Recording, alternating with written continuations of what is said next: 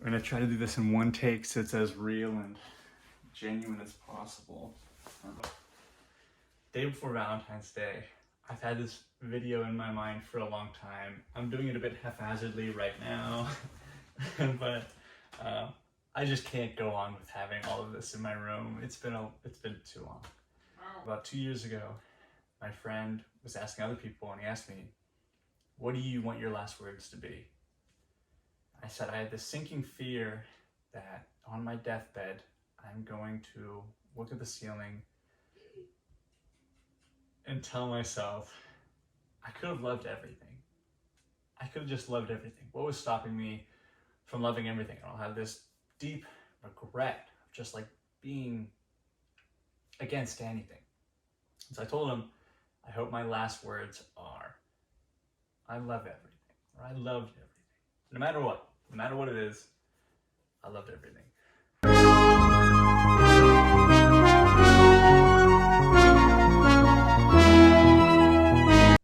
First off, photography. I love photography. I love staring at people. You are too much to get away from in just a second. Just one glance, I need to just sit and stare at you. And taking photos of strangers on the street has just allowed me to just stare at strangers for hours. You wouldn't believe how much time I just edit these photos and I just look at these people. I love staring at people. I love staring at human beings. I just want to take them all in. And the fact that I have created an excuse for myself to just stare at people is awesome. And I love my friends. But when I came to college, I had never cared about so many people in my life ever. And it was really overwhelming. I was like, how do I manage to care about all of these people? What do I do when I leave college? What do I do when they don't talk to me? It was just really overwhelming, but it's awesome. I love having so many people that I can just be with. It's hard for me to just be with people, and I'm so awkward and anxious and terrified all the time. Or I rescind and I'm just quiet and people think I'm more interesting than I am, or I don't know. But it's just so awesome that I have people that I can be annoying to and I can laugh with and I can spend my time with, and I just love my friends. Smiling at people. I love smiling at people. I love just walking down the street and just smiling at strangers. And then when a stranger smiles back at you, it could genuinely make my day. Like, I could be having the worst day, and if a stranger smiles at me, it's just two people recognizing that you're human beings, and that Eric is playing with this cat. It's just two people recognizing each other as human beings and saying like, hey, I have no idea what's going on, but I'm just going to treat you with kindness just because you're another human being. And I love that. And when someone smiles at me without me smiling at them, oh my God, that really makes me nice. I'm just like, you did it first. Like, thank you so much. Making people laugh. I love making people laugh. I find myself funny. I make myself laugh a lot, but I love making other people laugh. Somewhere in here, I had like, you've made a beautiful person smile, that's cool, but like making a funny person laugh, I have people in my life that I just find so funny, and when I make them laugh, it's probably the most validating feeling in the world. Making a funny person laugh is just, makes me feel important. I wrote my terror. I love that I'm deeply scared.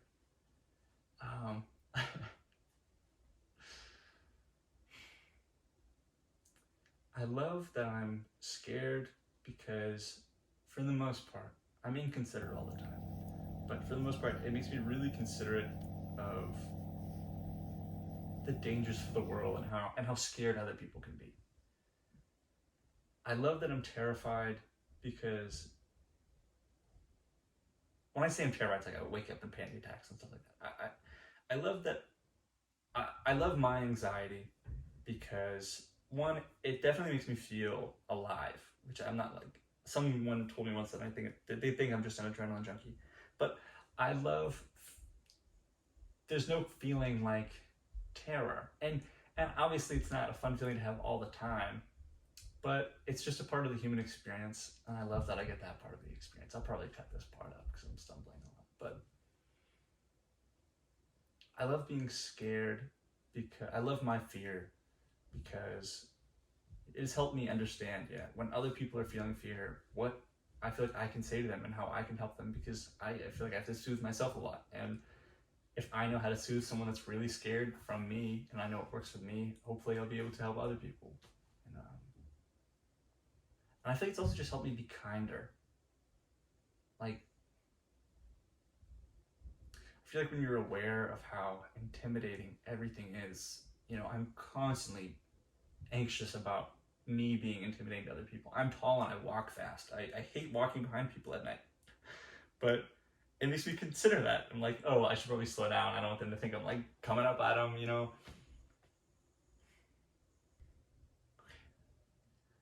I love my dad. My dad is someone who I've missed a lot of my life. I feel like I'm always missing my dad. And there's certain things when I think of that I'm reminded of my dad all the time. When someone says something that I could just not care less about, sometimes I make this face of like, and that's probably too generic. You're probably like, yeah, everybody does it. But there's this face that my dad makes when someone just says something so unimportant, or if someone's like, oh, I'm anxious about how people see me like this. Like, I just feel like, why do you give a shit? And like this why do you give a shit mentality, I always think about my dad. And like, when something's not really that important, I'm like, why am I worried about this? That's just something that I feel really connected to my dad. My mom, I love my mom. When I feel connected to my mom, it's me helping someone for no reason other than they asked me for help.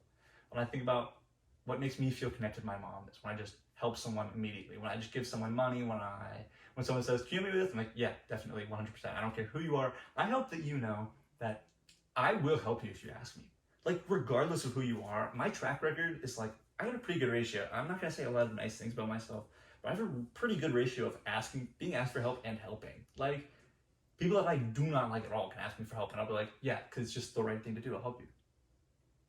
I love my sister. I love my brother. I love my brother that's kind of removed. You'll get it. I love traveling and exploring. I love traveling alone. I like doing things with people and I like exploring with people, but I love going to the beat of my own drum, to just walking as fast as I want. I'm always worried about if they're really appreciating what they're seeing. And I'm like, oh, I hope they really take this in. And I am someone that I'm never worried about how much I'm appreciating a moment. I got it on lock. I like traveling with myself because I'm someone that I know I can enjoy an exploration with. Sitting and thinking. I think that I ponder more than anyone I talk about pondering with. I sit and think. I walk and think a lot, but I love just sitting and thinking. And it might just be rumination, and it might not be very healthy or good for me, and maybe I'm comfortable with it and I don't love it, but I'll say I love it. I love sitting and thinking. It's anti-capitalist to just sit and think. And I love listening to passionate people talk. It is unbearable for me to listen to someone who does not care about something talk. When someone is passionate about something, I'm an addict. I could listen to you talk 4 hours. Please tell me everything you love about trains and cars and clay and anything that you care about. I will sit and listen to you talk about it because that's important to you and it's important to me. I love God.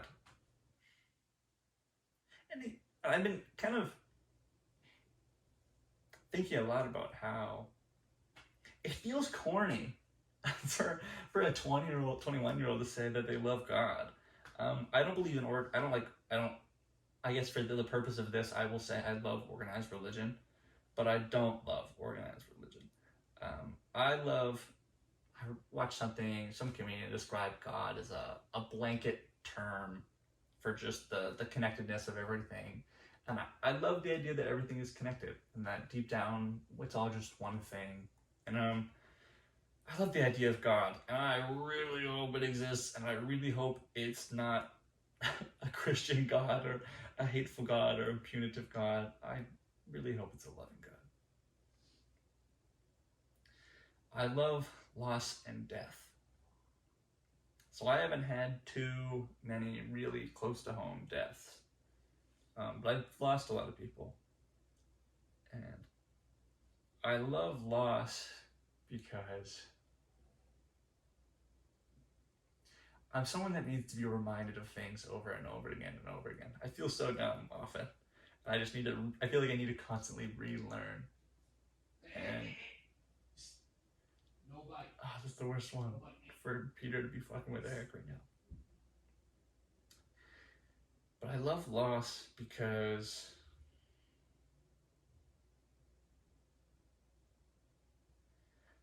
it allows me to really appreciate. I mean, like everyone, like flowers are only beautiful because they die.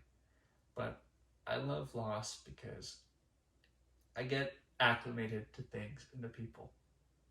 And when I lose people, I just appreciate how much they meant to me. And I appreciate how much love still exists. The quote is like, grief is love with nowhere to go, whatever. But I love that. I love the idea that you can still lose people after they die or they leave or they disappear. I love that. And I love that people still exist outside themselves. When I do certain things, I think about people, and I like to think that when people see something really weird on the street or someone smoking or an art thing, I hope that some people think about me even though I'm lost to them. And death specifically, I love the idea of dying, which sounds bad, but just a moment of peace sounds nice, and I'm not that scared of it. I love the people that have hurt me, just because. This will mean a lot to some people, but a few months ago I reached out to a kid who hurt me in middle school more than anyone has pretty much. It was one of the earliest ways I've been seriously hurt. And I told him, hey, I know I've had you blocked for a long time, but I'm going to give you the chance to apologize to me right now. No fuss about it, just if you apologize to me, I'll forgive you. And he did, immediately. He said, I'm sorry, I was stupid back then. It was a bad apology. He's dumb. He's really dumb. And I expected it to be beautiful, but it was just dumb. It's a dumb apology. But I was like, you know what, whatever, yeah, I forgive you, I guess. I just blocked him again. And I didn't really need the apology, but I think about when I was younger, I was really cruel. I was cruel kind of often when I was young. And I think about the things that I've done, things that I regret. And obviously, like everyone else, I hope that those people forgive me. And if that kid was all thinking about how he affected me and if he's changed, maybe if he hasn't changed, but if he's changed, I forgive him. Mainly because, treat people how you want to be treated. I hope that those people can understand that that's not who I am. And now, every person is capable of great cruelty, but I just chose to act on it a lot more when I was younger. And the people that hurt me, I can't imagine anyone hurting me from a place anywhere that's a lack of love. Anytime that I've been angry or upset with anyone or I felt mean or wicked, it's because I wasn't feeling love. And and I like to think that if all the people that hurt me, if they felt love in those moments or if they had ample love, they wouldn't have hurt me. And I'm no one to judge or condemn anyone for not having enough love. And then the person who's hurt me most, I love me. I love myself. I know that I make a lot of jokes about being vain. I don't think I'm really vain, but definitely self-involved. but I love me. I love my body. It's been a hard one for me to say and to mean. For a long time I didn't wear shorts. I remember in elementary school going to the pool and walking up to the water covering my skinny body, so just skin and bones. And like my entire life, I don't think I've had a memory of not being aware of how skinny I am. Like in kindergarten, I remember the teacher saying that I had the skinniest legs they had ever seen. And I still think about that. I still think about a comment that someone made about my body in kindergarten. Goodness gracious. But I can wear shorts now. And this isn't an excuse to just show you my body. It's hurtful. It's hard. I'm pretty sure the other day I was looking at my tattoos and I was like, oh wow, I wonder how many of these I got just to make it a little bit easier to look at my body. And I was like, that sucks. But anyway, but I've been trying to be nicer to me. The other day, I woke up at like 3 a.m. and I went to the bathroom and I looked at myself in the mirror and I thought, you look like trash. You look like white trash. You look, and I was like, whoa, it is 3 a.m. Why are you being this mean to me? I don't deserve that. And I've been trying to be kinder to myself and more honest with myself, more genuine and more vulnerable with myself. And because I love me. And some of the ways that I've treated myself, if someone else treated me like that, I would not hang out with them. I would not spend time with them. I would not love them. And I'm never gonna bully myself into change. I keep telling myself, oh, do this, do this, do this. Like, you know, if I'm not having conversations with myself, I'll never listen. So I love me. I accept me. I accept every part of myself. You know, I wrote here that I have to believe that every addiction, every bad habit, every self-destructive behavior is just some part of me trying to find comfort and trying to find love and trying to be enough, even though it's unsustainable or hurtful or temporary. I have to love that because I can't condemn that as like the evil in me and the worst parts of me. And the harder you push anything down, the harder it's going to fight back to exist. And I know I'm rambling, but I have to love that part of me or else it's going to keep fighting to come out.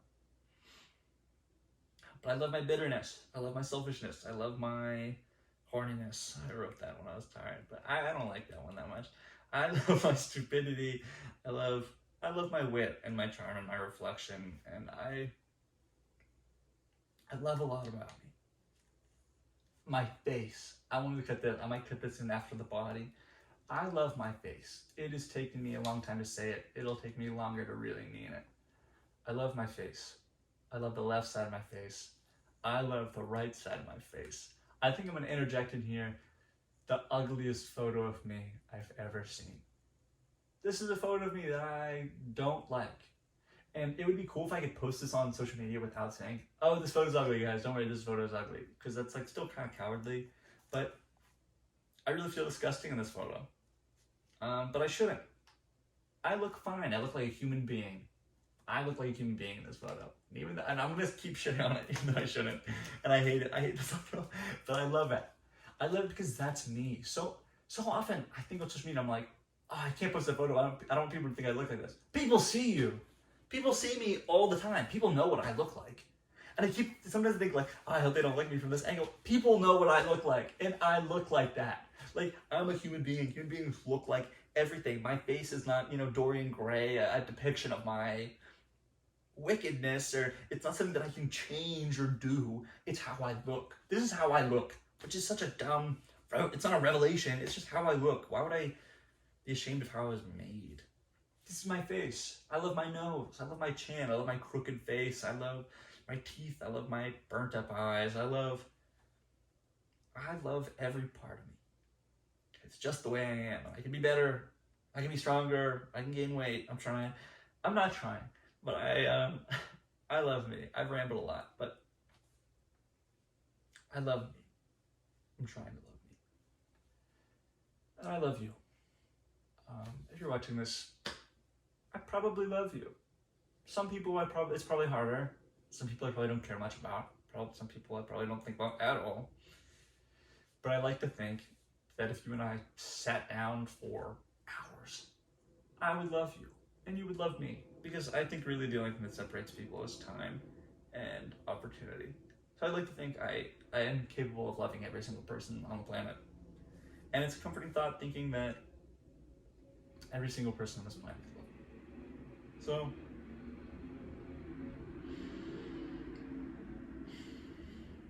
I'll have to rewatch this to see if it's interesting at all or good, but that's about everything. That's about everything. I love everything. All right.